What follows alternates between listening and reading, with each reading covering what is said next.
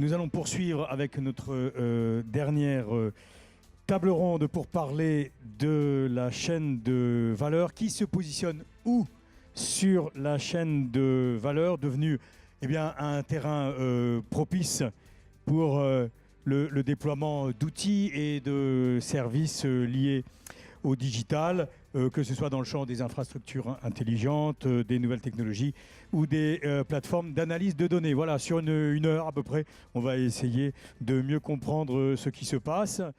Alors, je vais vous présenter rapidement, si vous voulez bien, les uns et les autres, donc sur ce sujet du positionnement de la chaîne sur la chaîne de valeur de l'énergie. Alors, Fabien Chaunet, toujours par ordre alphabétique. Bon, on vous connaît bien dans cette salle. Tous les ans, c'est un fidèle, le fondateur et directeur général délégué de Direct Énergie. Eh bien, je sais que vous avez toujours un discours franc, notamment sur la data. Eh bien, vous pourrez nous redire un peu tout ça. Et puis voilà, ce qui peut vous intéresser aujourd'hui. On l'a entendu avec Xavier ce matin, qui parlait de l'innovation par la concurrence et de la concurrence par l'innovation. Eh bien, comment vous entendez vous positionner face aux uns ou face aux autres? Marc Gardette, vous êtes Alors, vous avez changé de titre exactement. Je ne sais pas si vous avez l'ancien ou le nouveau programme dans la salle. Vous étiez précédemment directeur de la stratégie cloud chez Microsoft. Et aujourd'hui, vous êtes le directeur technique de la division service public, toujours chez Microsoft France. Un petit mot, hein, le cloud, c'est 20 milliards aujourd'hui dans le monde pour Microsoft. Et c'est 20% du chiffre d'affaires de Microsoft. Ce n'est pas une petite affaire. Chantal Génermont-Laplantif, bonjour madame, vous êtes la directrice du numérique chez Enedis et la présidente, Philippe Monloubou, on a parlé tout à l'heure, vous avez entendu, de l'agence OR qui vient de se monter, l'agence OR, ORE, qui regroupe plus de 170 acteurs de la distribution d'énergie. Et vous avez un objectif avec ce regroupement, c'est en fait de répondre aux nouveaux enjeux numériques de la transition et sous-entendu, comment résister peut-être aux nouveaux entrants et voilà, d'avoir une organisation par l'union. Yann Persson, bonjour monsieur, vous êtes le cofondateur d'EP, c'est une start-up nantaise, et il édite une plateforme en nom propre qui s'appelle Easy Glue, c'est ça?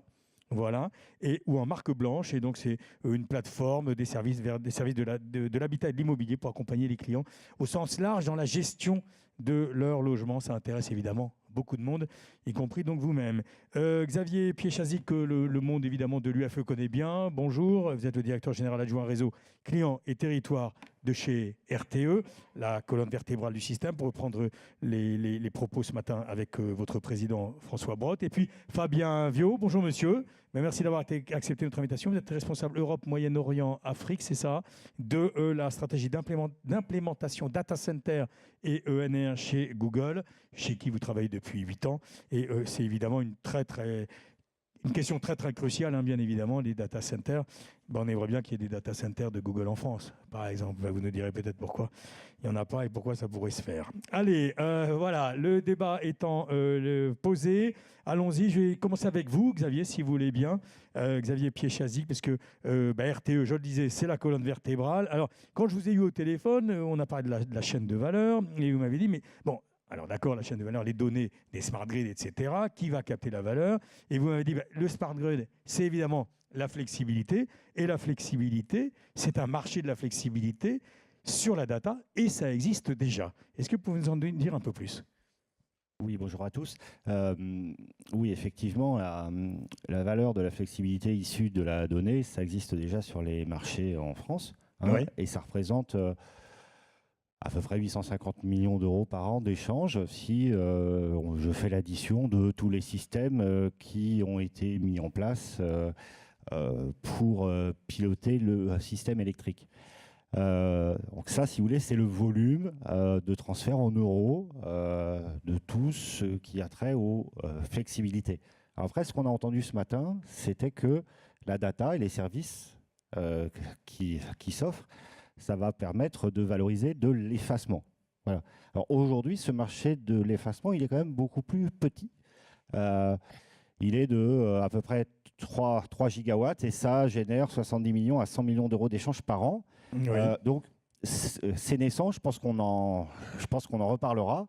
On a beaucoup parlé du bilan prévisionnel ce matin. Il est peut-être désormais de tradition qu'RTE donne des chiffres dans le futur, j'en aurai.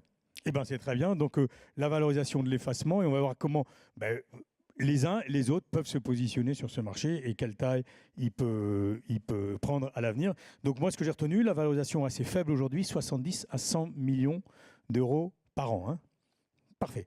Alors, et pardon, donc essentiellement donc, au bénéfice de l'évitement des moyens de production. C'est-à-dire, aujourd'hui, ce qu'on gagne en effaçant, c'est de l'économie dans la construction de moyens de production de pointe. C'est là, aujourd'hui, qu'est le centre de la valeur. Oui, c'est là, effectivement, la diminution de la pointe, et c'est là où il y a les enjeux de solutions pour les gros sauts-tireurs. Alors, de solutions intelligentes pour les gros sauts-tireurs. Les gros et les petits. Les gros et les petits. Allez, merci à vous. On vous retrouvera évidemment tout au long de cette table ronde. Alors, je me tourne vers vous, Madame Jenermont-Laplantive. Donc, je redescends un peu d'un cran après le gestionnaire du transport, et bien, le gestionnaire de distribution. Et j'aimerais que vous me parliez un peu plus de cette agence qui est en train de se monter, encore avec des moyens assez réduits jusqu'à présent. Enfin, vous allez pouvoir nous expliquer tout ça. Et donc, je le disais tout à l'heure en préambule, hein, cette union de 170 acteurs de la distribution d'énergie, donc Enedis, et puis il y a tous les locaux, évidemment, tous les distributeurs locaux. Et je vous disais, quelque part, c'est aussi se prémunir un peu des attaques de certains GAFA, par exemple, pour ne pas les nommer, qui pourraient s'intéresser au marché de la donnée de la distribution. Je vous écoute.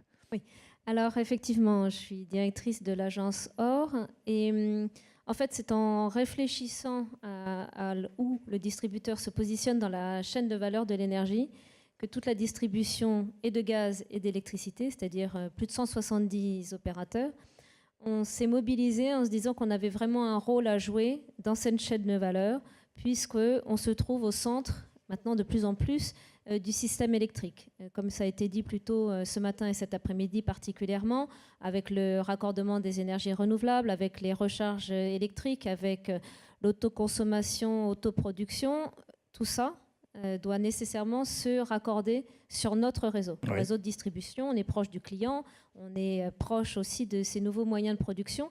Donc on est tous, pas que Enedis, mais toute la distribution française s'est rendue à cette évidence et en se disant qu'on devait, en union, comme ça a été dit, comme vous l'avez dit tout à l'heure, se rassembler en se disant on se rassemble pour avoir et mutualiser des ressources. Des ressources, vous allez me dire quelles ressources? Des ressources humaines, des data scientists, des data spécialistes, des ressources technologiques, notamment les produits qui existaient déjà au sein de l'ADEF, d'algorithmes, de produits technologiques, et vous me direz, et pourquoi faire? Oui. Eh bien, pourquoi faire? C'est bien les questions et les réponses. C'est bien. Parce que je vous connais bien. J'aurais une question sur est-ce qu'il y avait urgence? Parce que tout d'un coup, qu'est-ce qui se passe qui fait que les 170, vous arrivez à vous... D'abord, est-ce que c'est facile, hein? Comment on fait pour gérer les données de 170 GRD? Comment on fait? Et puis, est-ce qu'il y avait urgence? Mais je vous écoute. Donc comment on fait? Déjà, c'est se mobiliser. Donc d'abord peut-être, hein, à quoi ça sert? Ça sert à s'assurer que toute la distribution, encore une fois, de gaz et d'élect, c'est très important. Donc les deux énergies soient rassemblées pour rendre les services numériques faciles et rendus de façon de très haut niveau, avec excellence. Que tous ces moyens servent à tous les distributeurs, donc ces personnes, ces moyens technologiques, permettent à tous les distributeurs d'être au niveau des exigences légales.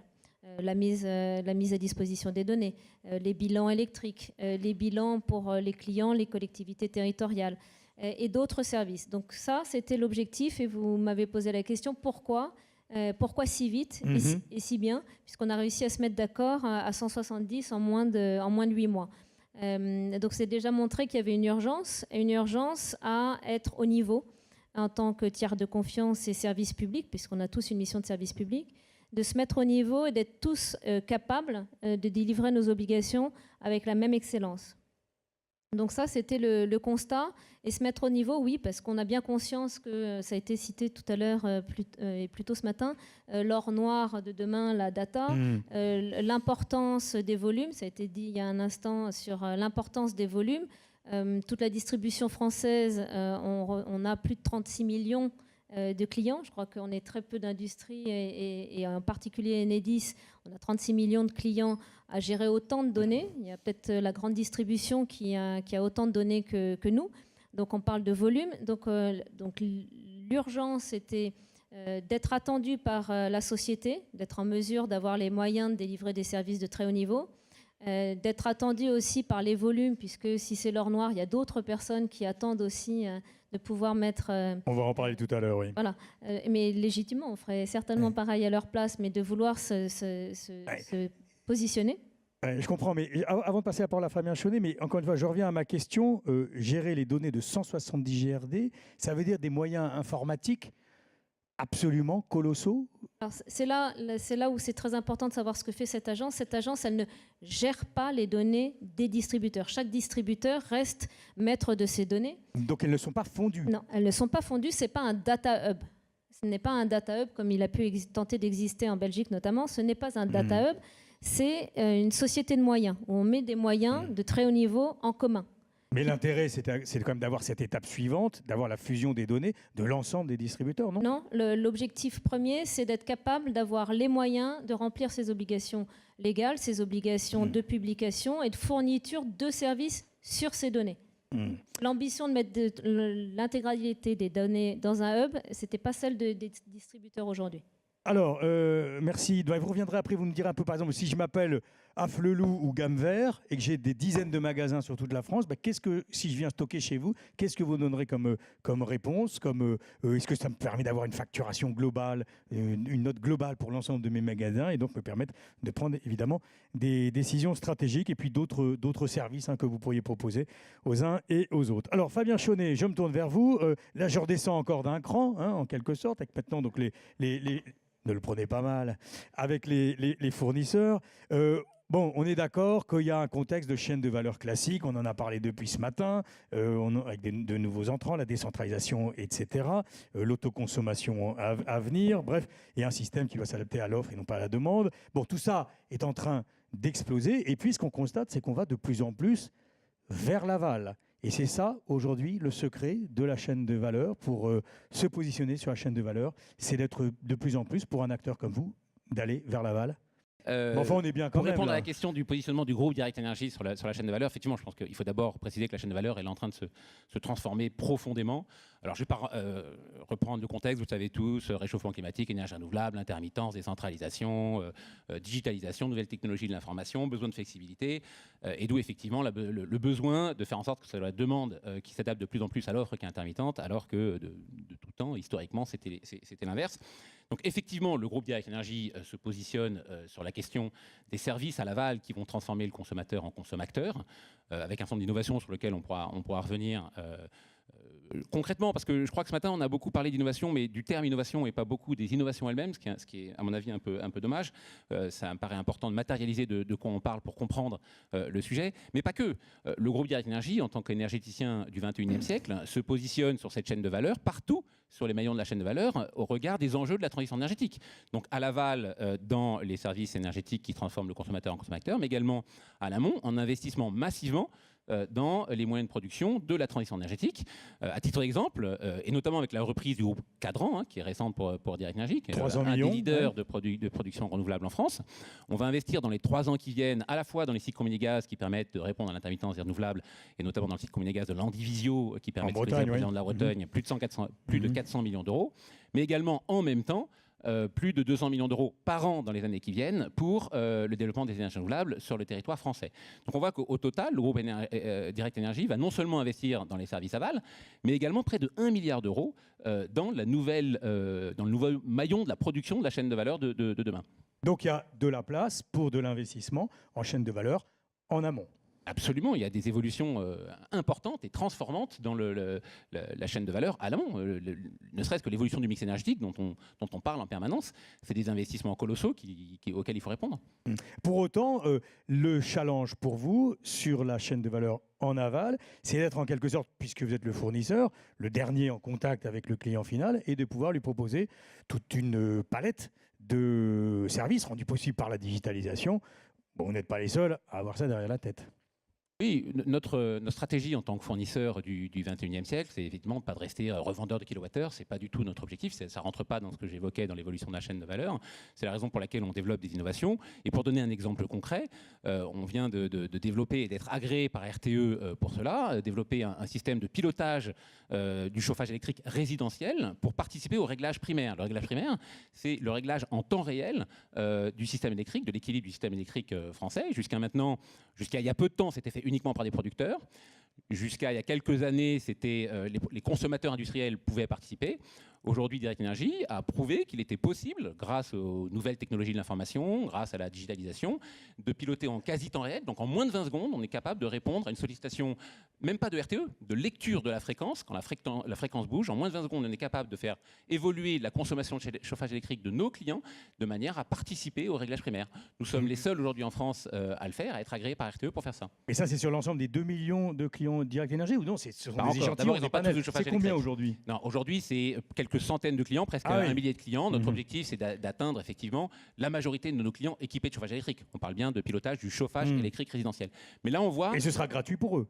Alors, la question du modèle économique, ce qu'on souhaite effectivement, c'est que le modèle économique puisse être porté plus par la valeur qu'on va tirer du réseau, que eux ne voient pas parce qu'il est très complexe, et effectivement un dispositif le plus intéressant pour eux d'un point de vue économique, parce qu'en plus, ça permet de piloter leur consommation vu de leurs besoins, et donc de réduire leur consommation de chauffage, et donc de réduire leur facture. Alors, on reviendra après, je vous repasserai la parole. Je le connais, il est bavard et puis il sait toujours très bien vendre ses solutions. Il en a pas mal en stock. On reviendra là-dessus, puis on reviendra en quoi. Enfin, soit dit, on reviendra aussi sur Nest. Ça n'a pas l'air d'être terrible, votre association avec Nest. Je vous poserai la question du côté de chez Google. On n'en parle pas tant que ça, finalement. Je ne suis pas sûr que... Bon, enfin, on parlera des GAFA, ne vous inquiétez pas, vous tous. Alors, je poursuis ce petit tour avec vous, monsieur Persson, si vous voulez bien. Ce premier petit tour de prise de connaissance, en quelque sorte, vous concernant, puisque je pense que c'est la première fois que nous avons le plaisir de vous accueillir ici à l'Union française de l'électricité. Alors, parlez-nous un peu de votre plateforme que vous avez développée, qui est aussi une marketplace, en quelque sorte, pour les particuliers, les artisans, les assureurs, les banquiers, les énergéticiens, j'en passe, et puis peut-être d'autres qui vont pouvoir se greffer dessus pour proposer une plateforme totale sur la gestion au sens très large de l'habitat d'une personne, ou d'un particulier, pardon. Bonjour à tous. Effectivement, merci pour l'invitation. C'est toujours agréable d'être avec autant d'invités prestigieux. Effectivement, nous, notre métier, en fait, on vient de l'énergie. Les deux fondateurs, on a tous travaillé pour des énergéticiens depuis le début des années 2000 sur l'ouverture des marchés, Linky, le smart metering, quel service on pouvait faire autour de ça. On a monté EP en 2007. On se considère comme des enfants du Grenelle de l'environnement avec un prisme vraiment rénovation énergétique, un accompagnement des clients. Et puis en tirant le fil, donc ça fait 10 ans qu'on se développe, on a accompagné un peu plus de 70 000 chantiers. En fait, au début, on est rentré par la rénovation énergétique et on s'est rendu compte que ça n'intéressait pas beaucoup nos clients particuliers, même si on faisait du volume, il y avait pas un gros intérêt. Puis on est rentré dans les travaux, puis la gestion de la maison au sens large. Et en fait, ça fait 10 ans qu'on collecte de l'information sur le parc immobilier en France. Et on se rend compte que, aux yeux du client, même si nous, en tant que spécialistes du marché de l'énergie, on est relativement initiés, pour le particulier, tout ça reste relativement complexe. Et en fait, au lieu de réfléchir le marché et les services en logique verticale, eux réfléchissent plutôt avec une logique horizontale. Ok, c'est quoi ma maison, de quoi j'ai besoin, comment je dois la faire fonctionner, quel contrat, quel fournisseur, et qu'est-ce que je dois faire, avec qui, pour combien, comment je le finance. En clair, voilà les questions auxquelles nous, on essaye de répondre à travers une forte digitalisation. Pourquoi ? Parce que, on est sur un marché de masse, du diffus. Notre spécialité, c'est le logement individuel, et surtout la maison individuelle. Ça, c'est le premier point. Le deuxième point, c'est qu'on est face à des acteurs de l'habitat qui sont aussi eux-mêmes très diffus. Je prends les professionnels du bâtiment, 350 000, les agents IMO, 80 000, les diagnostiqueurs, etc. etc. Il y a Engie qui a investi, par exemple, dans une application qui s'appelle Mon Dépanneur, c'est ça ? Mes petits dépanneurs, je crois. Ou Mes Petits Dépanneurs, pardon. Mais voilà. Donc ça intéresse beaucoup de monde et ça intéresse donc les énergéticiens, vous avez remarqué. Pas que les énergéticiens. Mais on voit par exemple en Allemagne une banque qui vient de lancer un service de recherche immobilière, de gestion de travaux et d'aide à la souscription d'un contrat d'énergie. Nous, on travaille effectivement sous notre marque, mais aussi pour le compte d'acteurs dans l'assurance, dans la mutuelle, qui eux veulent développer des plateformes de ce qu'on appelle nous le home management. Et en clair, c'est comment j'aide un client à gérer son bien du moment où il rentre dedans et jusqu'au moment où il en sort. Avec une logique qui est une recherche claire autour de la rénovation énergétique, qui est on ne peut pas rentabiliser aujourd'hui des travaux de rénovation énergétique. Alors, évidemment, il y a toujours des cas où ça fonctionne, mais de manière massive, on ne peut pas. En revanche, là où il faut rentrer dans la peau du client, c'est de dire, OK, si je t'aide à rénover ta maison, c'est aussi pour développer ta valeur patrimoniale et donc avoir une lecture de long terme de son bien, dans sa gestion, dans sa valorisation. Donc on travaille évidemment sur la valeur verte. Le petit zoom, et effectivement, pourquoi ces acteurs travaillent avec nous ? C'est qu'à travers toutes ces expériences, nous, il y a 10 ans, on essayait de vendre du conseil en rénovation énergétique. Au bout de 2 ans, on a compris que le prix que voulait payer le client, c'était 0. Donc c'est pas simple de trouver un modèle éco. Et du coup, on s'est dit, on va lui faire remplir lui-même son diagnostic en ligne, mais 60 questions sur sa maison, ça n'intéresse personne. Donc il y a un déficit d'usage.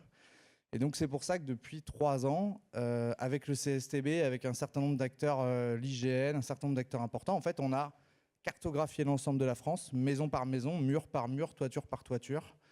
C'est votre outil de travail, ce sont ces millions de données que vous avez pu avoir par les... Alors c'est par les... Je sais pas, par le cadastre, comment vous récupérez tout ça d'ailleurs ? Effectivement, on parle en centaines de milliards. On a un peu plus de 250 fournisseurs de data, le tout partant du cadastre, parce que c'est ce qui fonctionne en France et d'ailleurs dans d'autres pays européens. Merci Napoléon.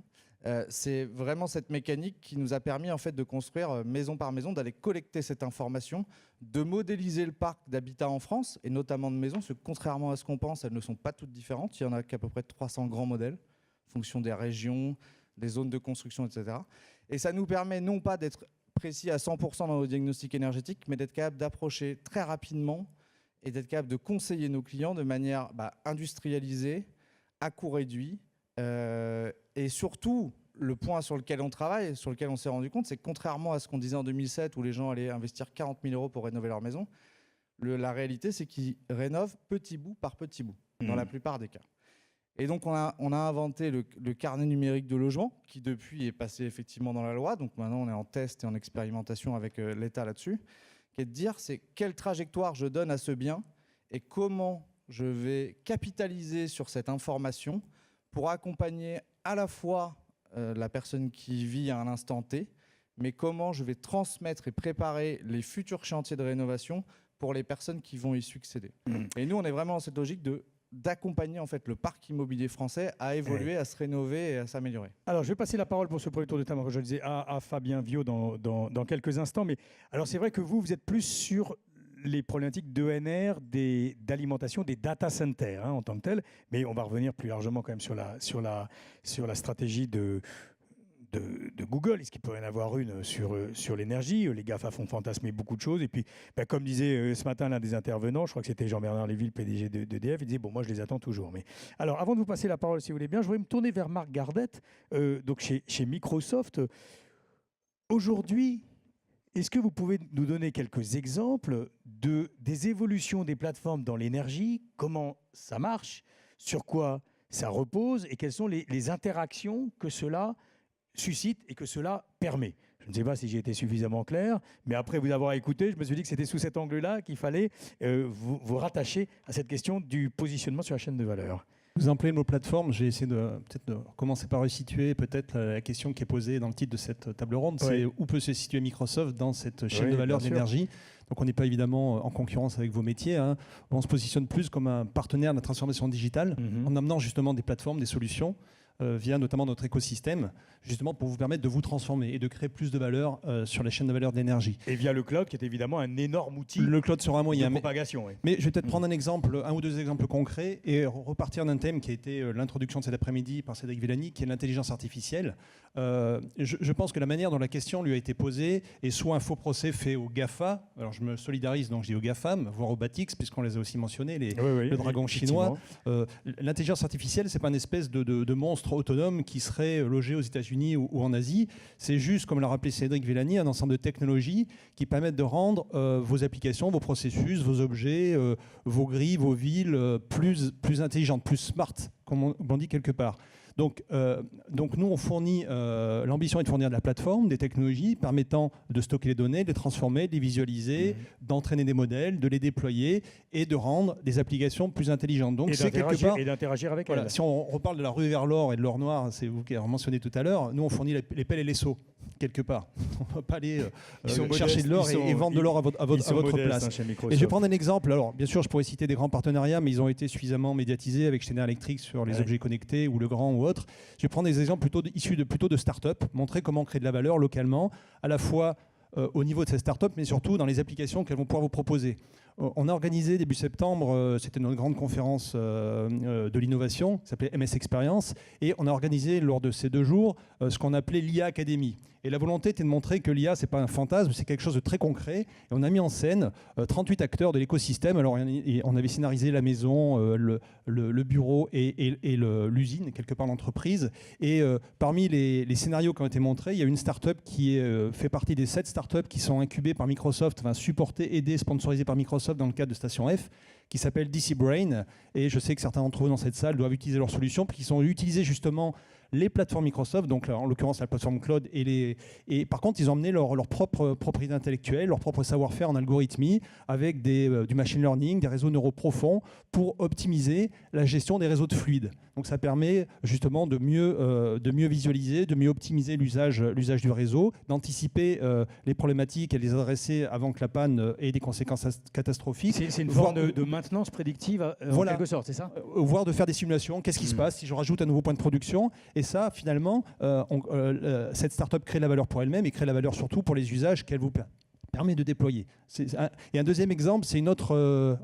moins petite, mais une jeune société norvégienne qui, elle, s'est créée directement sur le cloud pour fournir des solutions d'analytique et de machine learning pour le secteur de l'énergie. Ça s'appelle eSmart System, et j'aime bien ce cas d'usage de maintenance prédictive des réseaux électriques, notamment en cas de tempête. Il faut savoir que ça coûte des milliards sur l'économie locale. Je crois que le département de l'énergie américain avait évalué entre 18 et 33 milliards de dollars le coût des tempêtes climatiques sur l'économie locale. Donc ils ont développé un système de drones connectés qui permet d'inspecter automatiquement des kilomètres et des kilomètres de lignes et de faire reconnaître automatiquement par du machine learning les problèmes potentiels pour pouvoir faire intervenir des techniciens. Voilà 2 exemples où on a juste amené de la plateforme et c'est la start-up, la société qui a créé de la valeur sur la base de la plateforme. On va poser la question tout à l'heure à RTE et puis enfin peut-être vous, la casquette et Enidis, madame, je ne sais pas, sur effectivement est-ce que ces drones peuvent vous intéresser sur cette maintenance prédictive. Mais juste avant, sur le bot,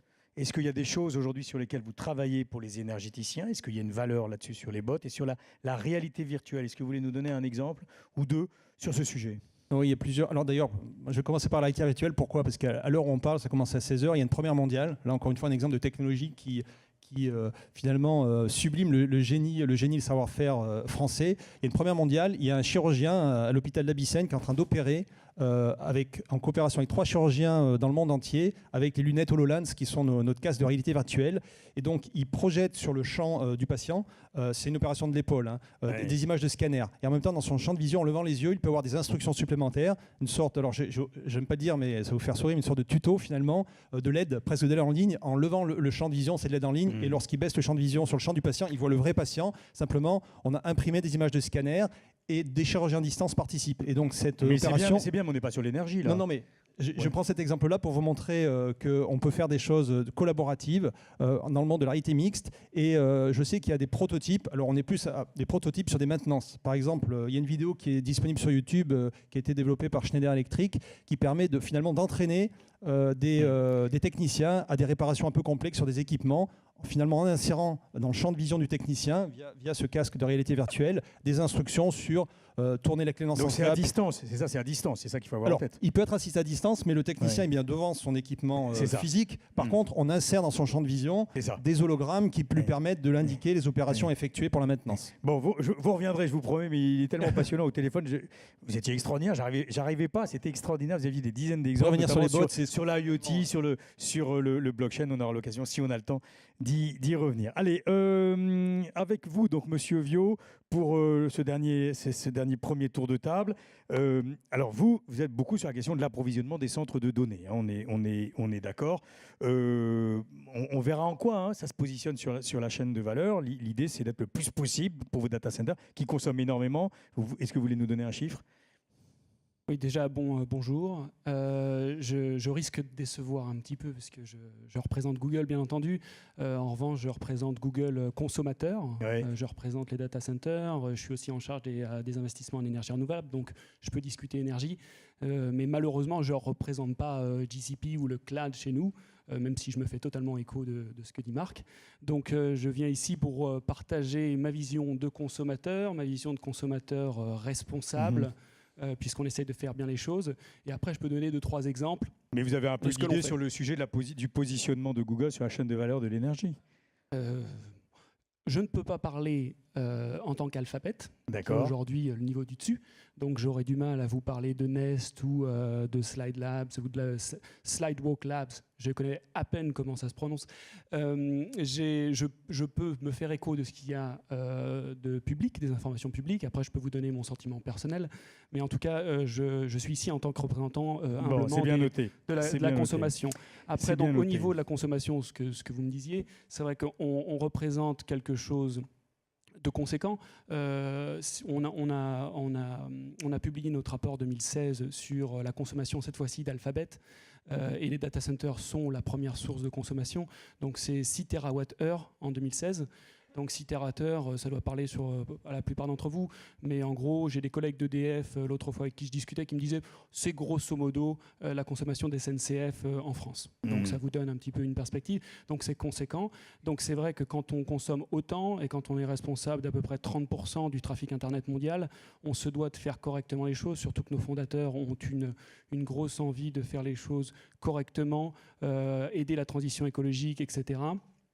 Et donc, c'est là où nous avons des positions d'efficacité énergétique, bien entendu, et je peux prendre des exemples sur le machine learning, l'intelligence artificielle qui vient nous aider à faire tout ça, puisqu'il nous faut tous consommer mieux, et grâce à tout ça, et si je veux prendre par exemple 2 exemples ou un exemple de ce côté-là, on s'est rendu compte il y a 2-3 années que lorsque vous gérez un data center, au final, très rapidement, vous avez trop de paramètres pour qu'un esprit humain, un cerveau humain, puisse tous les gérer correctement. C'est juste un état.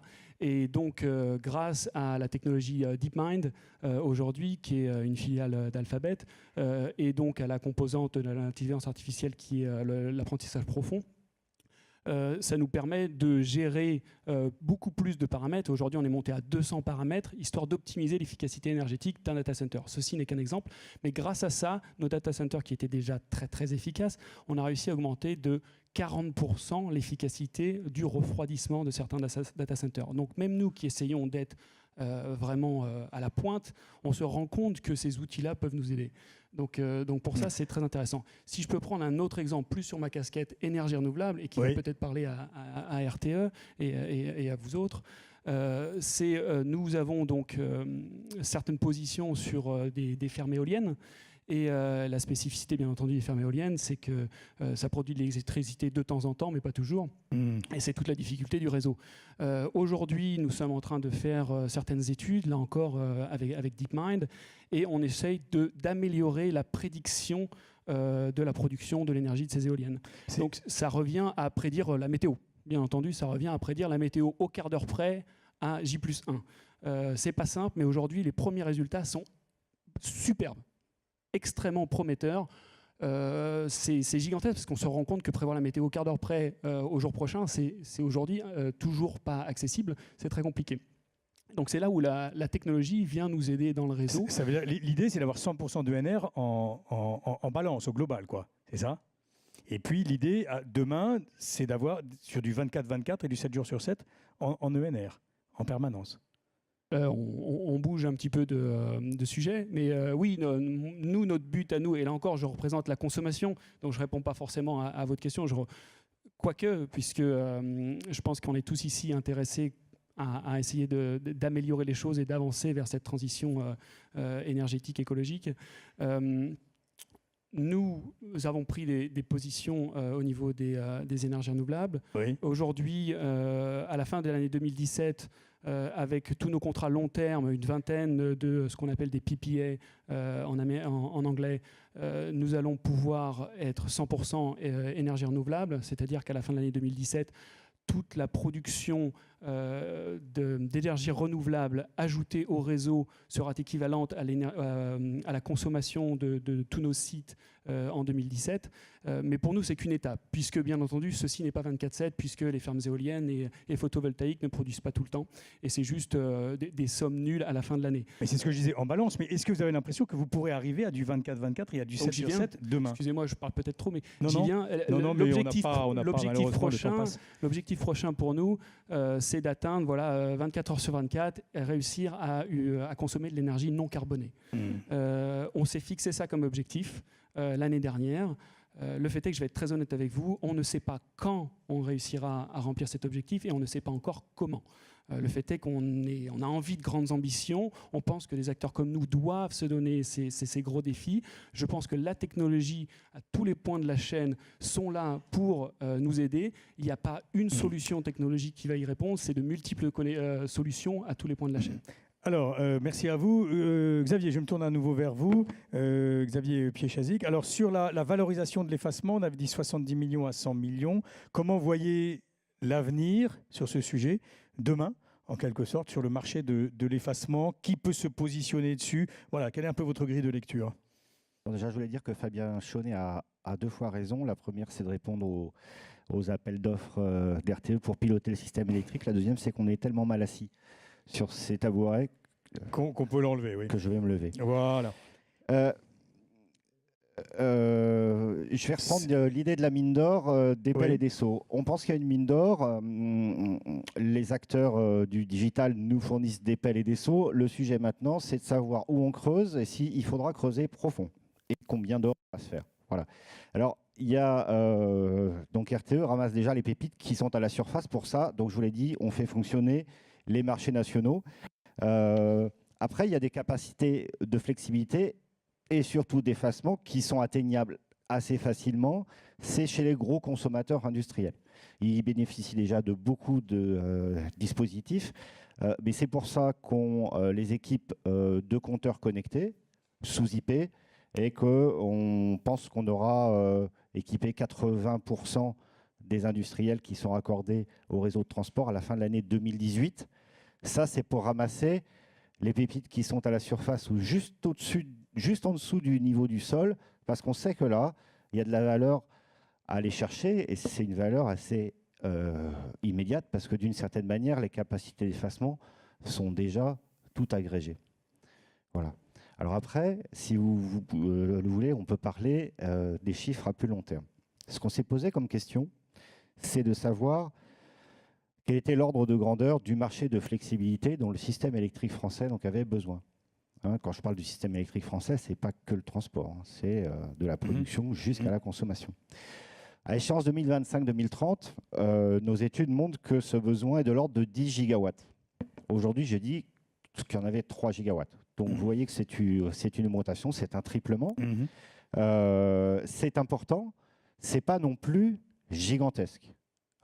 Ça, c'est ce qu'on estime être la place d'un marché de la flexibilité aujourd'hui qui va être composé d'une multitude de technologies qui se complètent. Ça peut être du stockage, ça peut être des steps, mais ça peut être de l'effacement pur et simple ou alors du décalage de la courbe de charge.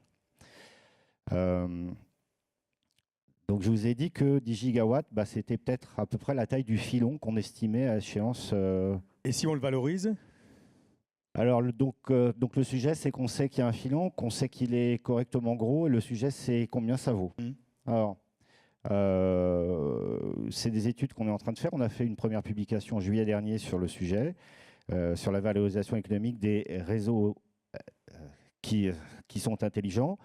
Grosso modo, on estime que le gain net procuré au système, donc à la fin au consommateur qui paye, par ses capacités d'effacement fondées sur des données et donc des systèmes intelligents, c'est de l'ordre de 500 millions d'euros par an.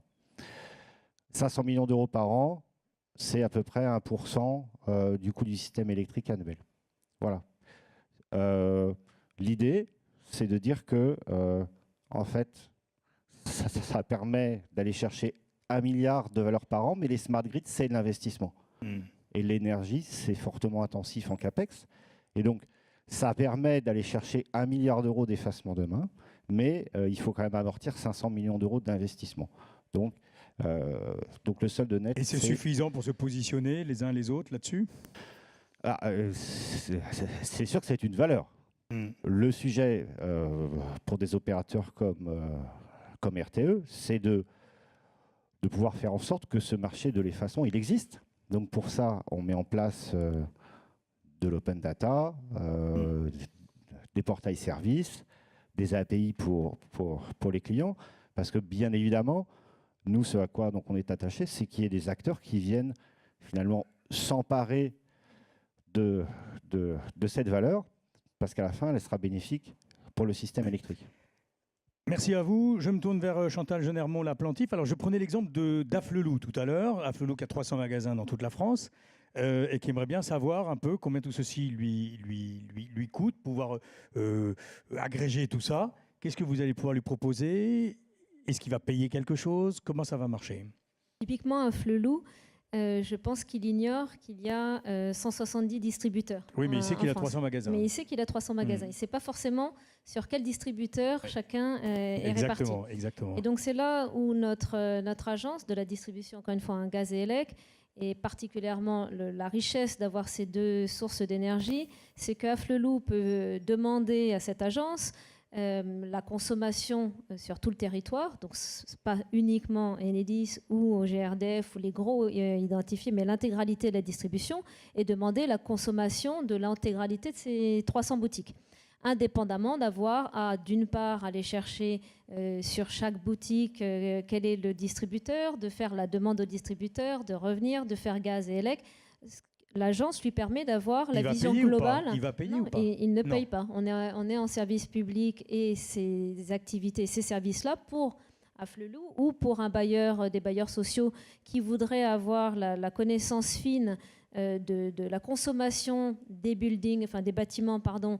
Et s'il veut croiser des informations énergétiques, donc élec ou gaz, avec les autres informations dont il dispose sur son bâti pour planifier ses investissements, par exemple de rénovation ou d'amélioration énergétique des bâtiments, cette information par l'agence lui est transmise. Et c'est cette information couplée avec d'autres, ça a déjà été vu très souvent, mais cette information énergétique couplée avec d'autres qui peut permettre d'améliorer ou de renforcer cette transition énergétique parce qu'il y a un investissement sur l'économie des mais vous allez faire entrer qui comme nouveaux acteurs? Il y a des nouveaux entrants qui vont être intéressés et qui vont, eux, facturer leurs services. Des startups, des agrégateurs, etc., qui vendront leurs services. C'est ça aussi l'idée? C'est presque vous leur servez de tremplin en quelque sorte? On sert à mettre à disposition les données, à disposition les données de consommation gaz et élec. Et ça permet effectivement, mais typiquement sur l'exemple que je donnais des bailleurs sociaux, on va leur communiquer, l'agence va leur communiquer, donc l'agence, c'est-à-dire les distributeurs, vont communiquer au bailleur social l'information sur la consommation et le bailleur va autoriser par exemple les distributeurs à donner ces informations à un bureau d'études. Et ce bureau d'études, avec d'autres informations et d'autres datas, couplés pourra produire des études permettant des investissements d'amélioration du bâti. Donc effectivement, typiquement, ce bureau d'études aura une nouvelle activité grâce à l'intégralité de ces informations. Mais ça aussi, ça peut permettre à un bureau d'études, à une start-up, on a parlé de DC Brain, avec laquelle Enedis travaille aussi, et d'autres acteurs du système électrique. Qu'est-ce que ça peut servir à Fabien Chaunet, là? Il va vous écouter tout d'un coup. Fabien, qu'est-ce que vous pouvez apporter à Direct Énergie, madame? Ce qu'on peut apporter à Direct Énergie, c'est à Direct Énergie ou à d'autres fournisseurs ou fournisseurs de services, ça permet d'une transparence. Et ça montre aussi qu'on est le tiers de confiance sur la communication des données. On est tiers de confiance, on a des obligations légales très strictes en matière de gestion du consentement des clients. Donc ça permet aussi d'assurer et d'avoir un organisme, donc l'agence, mais nous tous, enfin tous les membres de l'agence, que ce soit l'URM, que ce soit GEG, que ce soit l'ANROC, que ce soit Strasbourg Électricité, le SPEGN, GRDF évidemment. On est ces tiers de confiance qui permettent de transmettre une information sécure. Fabien Chaunet, qu'est-ce que ça vous inspire? Bon, je sais que vous êtes parfois un peu incisif sur la problématique du monopole du comptage. Qu'est-ce que ça vous inspire? Bon, ça, j'aimerais que vous répondiez assez rapidement, si vous voulez bien, parce que j'aimerais bien vous avoir sur la chaîne de valeur concurrentielle, avec un certain nombre d'acteurs qui se positionnent. Comment vous voyez les choses, les GAFA, les ensembliers, les opérateurs télécoms. Il y a beaucoup de monde. Comment vous voyez les choses? Alors, très rapidement, peut-être par rapport à l'initiative des distributeurs. Alors d'abord, l'initiative, je pense qu'elle est très bonne, le fait de faire en sorte que tous les distributeurs puissent mutualiser leurs forces pour pouvoir répondre à ces enjeux-là, c'est une très bonne chose. Ce qu'on attend des distributeurs, ça a été dit, effectivement, c'est un rôle de facilitateur de marché, très clairement, et donc là, on est tout à fait favorable à cette idée-là. En revanche, moi j'ai envie d'insister aussi sur ce qu'on n'attend pas des distributeurs. Et aujourd'hui, ce qu'on n'attend pas des distributeurs, c'est d'empiéter sur le champ concurrentiel. Il est absolument inimaginable de nos points de vue que les distributeurs, qui sont un monopole de service public, notamment un monopole de comptage, effectivement, et de gestion des données de comptage, c'est deux monopoles différents, il y a des pays où c'est diversifié, puissent intervenir dans le champ concurrentiel, et notamment dans le champ concurrentiel au travers des services proposés aux consommateurs. Je voyais un tweet ce matin d'un agent d'Enedis qui se vantait de la nouvelle application d'Enedis qui permettait de coacher les consommateurs pour leur consommation d'énergie en traitant les informations de consommation. Nous estimons que ce n'est pas le rôle d'un distributeur, c'est un mélange des genres, c'est un conflit d'intérêts qui risque de biaiser la concurrence et qui pose problème de notre point de vue. Évidemment, l'objectif est tout à fait louable. Je ne reviens pas sur la nécessité, effectivement, de conseiller les consommateurs. C'est fait partie des services, d'ailleurs, que nous proposons avec des partenaires. Mais nous estimons que ce n'est pas le rôle du distributeur. Ou alors, il faut effectivement remettre en cause un certain nombre d'organisations, et notamment la question du monopole de comptage et de la gestion de la donnée de comptage. Alors, sur la chaîne de valeur concurrentielle, comment vous voyez les choses? On a cité les GAFA, enfin certains d'entre eux, mais pas tous. Il y a les opérateurs de télécom, il y a les ensembliers. Bon, il y a beaucoup de monde qui se positionne. Comment le fournisseur que vous êtes voyez les choses? Et puis, il y a aussi toute la question des infrastructures physiques, en quelque sorte, des réseaux qui pourront en profiter. Comment voyez-vous les choses? J'ai expliqué tout à l'heure où le groupe Direct Énergie se positionne sur la nouvelle chaîne de valeur. On peut se poser la question de savoir où doivent se positionner les autres. Je pense que c'est important de rappeler les spécificités de cette chaîne de valeur. D'abord, c'est une chaîne de valeur à marge réduite. Il sera compliqué d'avoir un grand nombre d'intermédiaires, d'avoir un grand nombre d'opérateurs en série entre la production et la fourniture d'énergie et de services que j'évoquais tout à l'heure. Ça, c'est le premier point. Le deuxième point, c'est qu'on est quand même en face, notamment sur la question de la fourniture et de la transformation du consommateur en consommateur, en face d'un paradoxe où il y a une complexité très forte côté système, je dis bien système, donc réseau plus parc de production, avec des enjeux sur l'ajustement du réseau, avec des enjeux autour de la pointe de consommation, des enjeux autour de l'intermittence de l'offre, je l'évoquais tout à l'heure, des enjeux autour de l'optimisation, de tarification du réseau, donc dimensionnement du réseau, exploitation, etc. Et puis, la simplicité que le consommateur demande. Nous, on a posé la question à nos clients, est-ce que vous êtes demandeur finalement d'une multiplicité d'acteurs pour vous aider dans tous ces enjeux-là? La réponse est très clairement non. Donc on ne peut pas avoir une multiplicité d'acteurs en parallèle auprès du consommateur en espérant que chacun des acteurs va pouvoir optimiser le point de vue du consommateur. Donc on pense qu'il doit y avoir un maillon intermédiaire entre le consommateur et le système qui est relativement complexe, qui va devenir de plus en plus complexe, ce qui n'est pas un problème d'ailleurs. Il y a des enjeux autour de la transition énergétique. Donc voilà, nous on pense que le fournisseur, clairement, qui aujourd'hui a le rôle de gérer l'approvisionnement du client, de gérer son accès au réseau, qui est l'obligé en matière de C2E, en matière de capacité, etc., a un rôle fondamental à jouer, un rôle de coordinateur de tous les opérateurs, de tous les acteurs qui vont pouvoir participer au développement de ces services-là. Alors, ça ne veut surtout pas dire qu'on veut tout faire nous-mêmes.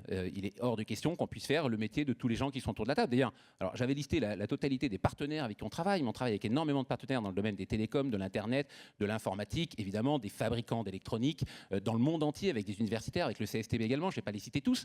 Mais nous, on estime avoir ce rôle de coordinateur pour faire en sorte que le consommateur ne voit qu'un seul interlocuteur unique, même vis-à-vis du réseau d'ailleurs, pour optimiser sa consommation au regard des enjeux de la transition énergétique, pour développer le pilotage de la consommation, l'effacement, l'autoconsommation, le véhicule électrique, le stockage.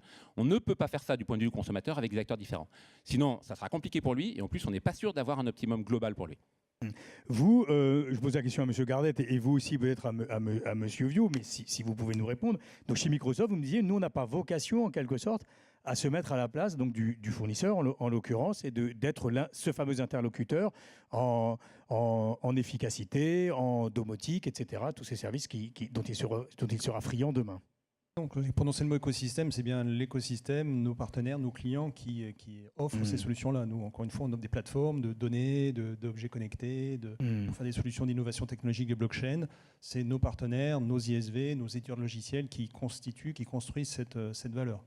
Alors, Monsieur Vio, vous aussi, vous allez me répondre comme vous pouvez me le répondre selon les codes chez Google. Mais sur Nest, on a quand même l'impression que vous souhaitiez vous positionner, ou que vous souhaitez toujours vous positionner, et vous n'êtes pas les seuls peut-être, en interlocuteur unique de ce client qui veut la simplicité. Je vais vous décevoir, mais je ne représente pas Nest, donc je sais que c'est décevant.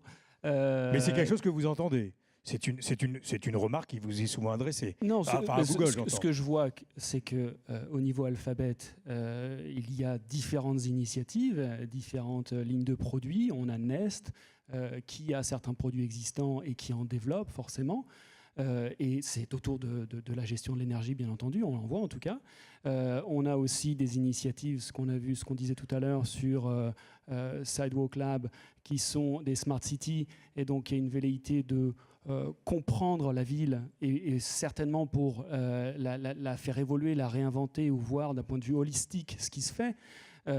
Donc on a une velléité de comprendre parce qu'on pense qu'il y a une valeur à créer pour je dirais, la société en général. Après, notre positionnement aujourd'hui, nous, sur ces services-là en tant que Google, et encore une fois, je me fais l'écho de Marc et de Microsoft, c'est fournisseur de technologie. Et moi-même, si je peux prendre juste un exemple très, très personnel, quand on me disait il y a 3-4 ans, on disait l'intelligence artificielle, etc., ça va tout révolutionner. Et tout d'un coup, on m'a dit, on va fournir ça via le cloud. J'étais là, mais comment on fournit l'intelligence artificielle via le cloud, quoi? Je ne comprenais pas le concept. Je ne sais pas si tout le monde comprend le concept à la base, mais le machine learning maintenant un peu plus, mais moi je ne comprenais pas forcément le concept. Et aujourd'hui, c'est une réalité. On arrive à fournir la brique technologique et dès lors que nos prospects, nos clients, nos partenaires ont un volume de données, on les aide à créer de la valeur sur ce volume de données qui va les aider à avancer dans leur business. Et moi, si je peux prendre ma casquette de français cette fois-ci, ce que je vois, c'est une révolution technologique liée à l'intelligence artificielle qui est en cours aux États-Unis, c'est sûr, qui est en cours dans différents lieux en Europe. Je trouve que les Suédois sont en avance, ou sont à la pointe, je trouve que la Grande-Bretagne l'est. Et moi, ce que je vois, et encore je suis non expert ici, c'est qu'il y a certainement un gros avantage pour les gens qui font la transition avant les autres sur leur secteur d'activité. Donc on est là en tant que fournisseur de technologie et je peux que appeler à tout le monde à tester cette technologie. Monsieur Persson, vos rapports avec les fournisseurs d'électricité, vous êtes apporteur d'affaires, vous êtes fournisseur de services. J'aimerais que vous nous expliquiez ça dans votre modèle pour bien voir votre positionnement sur la chaîne de valeur. On fait tout en fait. Oui.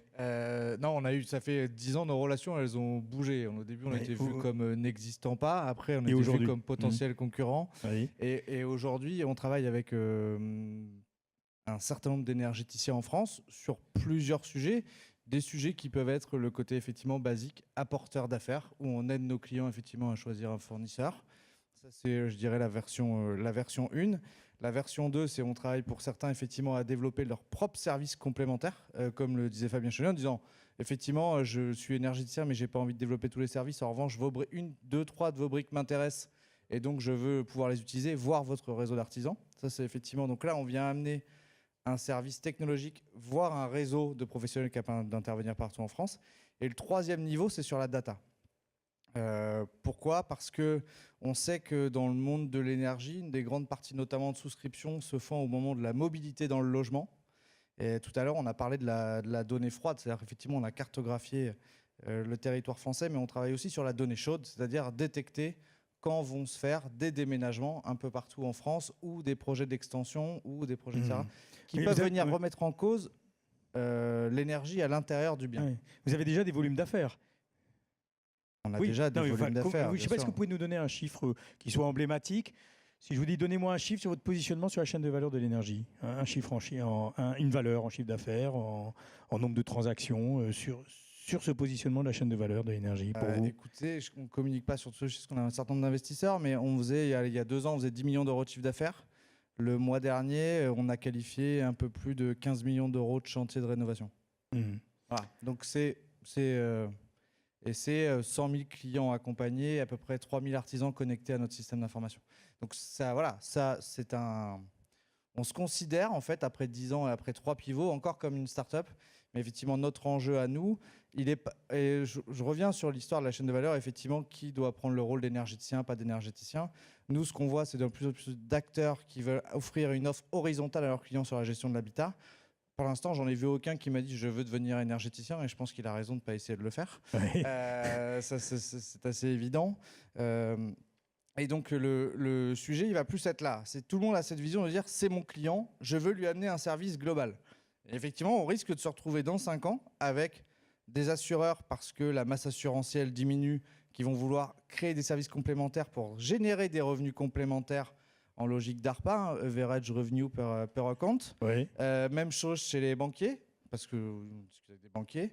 Enfin, voilà, donc on risque de voir, et nous on l'espère, c'est un peu notre marché, hein, mais on risque de voir des acteurs essayer d'offrir une palette complète d'accompagnement de leurs clients dans la gestion de leur habitat, dont l'énergie est quand même ce qui fait fonctionner le système, quoi. Alors, on va conclure avec vous, cher monsieur Gardette, si vous voulez bien. J'aimerais bien que vous me parliez un peu d'IoT. Où est-ce que vous voyez la chaîne de valeur dans l'énergie sur la mobilité, les bâtiments intelligents, et qu'est-ce que vous pouvez leur proposer? Question large, hein, je sais. Et la deuxième, évidemment, tout le monde l'a en tête, c'est la décentralisation des échanges par le blockchain. Là aussi, où est-ce que vous voyez les plaques bouger? Vous avez combien de temps pour conclure? Je pense... Non, mais 4 minutes. On va revenir sur le sujet de la donnée. Hein. L'IoT, c'est un peu les yeux, les oreilles qui permet de connecter le monde physique au monde digital, donc de remonter les données. Après, le sujet était de les traiter, les analyser, les sécuriser, de les raffiner. Mais l'IoT permet avant tout de capturer ces données. Donc, je vais vous prendre un exemple. Et pourquoi du cloud derrière? Justement, pourquoi l'IoT mène forcément du cloud? Parce que le cloud amène le passage à l'échelle, amène l'élasticité et amène la boîte à outils d'innovation pour pouvoir traiter ces données. Je vais prendre un exemple, juste pour vous donner des chiffres. On a connecté le campus Microsoft. Alors à Redmond, il faut savoir que c'est 50 000 personnes qui travaillent sur la commune de Redmond. C'est 125 bâtiments. Et il y a aujourd'hui 30 000 équipements qui ont été connectés, qui remontent 2 millions de points de données quotidiennement, enfin même plusieurs fois par jour, ce qui génère 500 millions de transactions. Donc vous imaginez que ces données sont traitées, analysées dans un espèce de gigantesque, on dirait une salle de contrôle aérien avec des écrans. On peut zoomer sur un bâtiment, sur un étage, sur une pièce, voire sur un équipement, pour voir à tel instant T combien de kilowatts sont consommés, de pouvoir intervenir sur des équipements de climatisation vieillissants. Et il faut savoir que c'est 55 millions de dollars la facture d'électricité du campus de Microsoft. Donc ils ont réussi, en optimisant un petit peu le fonctionnement des systèmes de clim, des interventions des techniciens, etc., à économiser 10% de cette note. Donc 10% de 55 millions de dollars, ça fait une belle économie. Et donc pour ça, vous voyez bien le rôle de la connectivité des objets, le rôle du cloud, le rôle de l'analytique. On a aussi fait ce genre de bâtiments, de campus connectés avec l'université de Carnegie Mellon. Là, ils sont allés un peu plus loin parce qu'ils ont fait carrément de la maintenance prédictive en analysant les données météo, un petit peu le même scénario que c'est pas pour économiser des data centers, mais c'est pour optimiser les thermostats dans l'université. Et là, ils sont arrivés jusqu'à 20% d'économie d'énergie du bâtiment par un bâtiment dit intelligent grâce à justement ces objets connectés. Donc sur le blockchain, est-ce que vous pouvez nous donner un exemple sur la décentralisation des échanges? Où est-ce qu'il peut y avoir une valeur? Par qui? Alors, il y a 3 secteurs aujourd'hui qui sont très friands et sur lesquels on trouve le plus d'expérimentation de la blockchain. C'est évidemment la finance, pas surprenant. C'est tout ce qui est la supply chain, qu'on trouve beaucoup dans l'industrie et dans le commerce, et bien sûr l'énergie. Oui. Donc, et sur l'énergie, on a beaucoup parlé de décentralisation, d'autoconsommation, de prosumer, etc. Il y a eu beaucoup d'expériences. Je crois que la plus médiatisée, elle date de 2 ans, c'était Broken Grid. C'était un travail de LO3 Energy qui avait connecté dans un quartier 5 maisons avec des panneaux solaires. Et leur voisin d'en face était capable d'acheter de l'énergie en surplus. Il y a eu des expérimentations à plus large échelle en Australie avec Power Ledger, donc ils sont en train d'équiper 500 foyers du côté de Auckland. Et bien sûr, du côté, mais ça vous le connaissez tous parce que ça a été largement médiatisé, ce qui est l'expérimentation menée par Bouygues Immobilier dans le quartier de Confluence, avec le groupe Énergisum à Lyon. Donc il y a énormément de potentiel sur justement l'utilisation de la blockchain pour pouvoir décentraliser les échanges, pouvoir certifier aussi. Il y a beaucoup de projets ou d'expérimentations dans le domaine de la certification d'origine de l'énergie, certifier que l'énergie provient bien d'une énergie verte pour éviter la fraude au certificat carbone. Et je pense que de manière plus générale, ça ouvre à toute une économie de la data. Et vous avez peut-être vu l'annonce la semaine dernière, il y a une fondation qui est une forme de blockchain, je ne rentre pas dans les détails techniques, qui s'appelle IOTA, qui a lancé une initiative qui s'appelle Data Marketplace, qui a pour objectif justement de valoriser grâce au registre distribué, je ne vais pas utiliser le terme de blockchain parce que techniquement ce n'est pas une blockchain, valoriser justement les données qui sont produites par les objets connectés. Donc c'est des microtransactions et évidemment que le Bitcoin aujourd'hui, qui est la plus connue des blockchains, lorsqu'on parle de Bitcoin à un énergéticien, ça le fait bondir de sa chaise parce que je ne sais pas si vous suivez un peu les courbes de consommation, mais j'ai regardé récemment, il y a un site web qui recense combien coûte une transaction Bitcoin. Il faut savoir qu'aujourd'hui, la validation d'une transaction, je ne parle pas d'un bloc, si je payais quelque chose en Bitcoin, ça coûte l'équivalent de 10 foyers américains en consommation électrique. 10 foyers américains qui laissent la consommation électrique ouverte pendant 10 jours. C'est une transaction Bitcoin. Donc vous imaginez que pour échanger quelques kilowatts sur la grille, ce n'est pas forcément la technologie de blockchain la plus adaptée. Mais ça ne remet pas en cause pour autant le bien fondé d'un registre de transactions distribuées. Il ne faut pas jeter le bébé avec l'eau du bain lorsqu'on parle de blockchain. La Bitcoin est une blockchain, mais toutes les blockchains ne sont pas Bitcoin. Bon, alors le bébé avec l'eau du bain, tiens, on va conclure avec juste 30 secondes. Vous avez vocation à rejoindre la plateforme des distributeurs chez RTE ? On discute avec la plateforme des distributeurs. Il s'avère que les transporteurs avaient déjà fait notamment une plateforme multi-énergie. Voilà, ensemble. Donc c'est en cours. Moi, ce que je voudrais dire pour conclure, et peut-être mon principal message, c'est que la valeur, on ira la chercher si les systèmes d'information sont connectés. C'est-à-dire tout le monde peut faire de l'open data, tout le monde peut avoir des données quelque part. On peut la mettre dans un hub, dans un mall, où on veut. Ce que nos études montrent, c'est qu'à un moment donné, il faut aller chercher les marchés au bon endroit. Pour l'instant, le bon endroit, il est plutôt à des dimensions nationales et européennes. Et que pour ça, il faut que les systèmes d'information se connectent. Pour le faire, bref et trivial, 1000 smart grids qui ne se parlent pas ne donneront pas un système intelligent. Et ça, je crois que c'est un enjeu technologique qui est important, qui concerne les opérateurs de réseaux comme nous, mais qui peuvent bien évidemment concerner des acteurs du digital, comme monsieur vient d'en parler. Exactement. Merci à vous tous.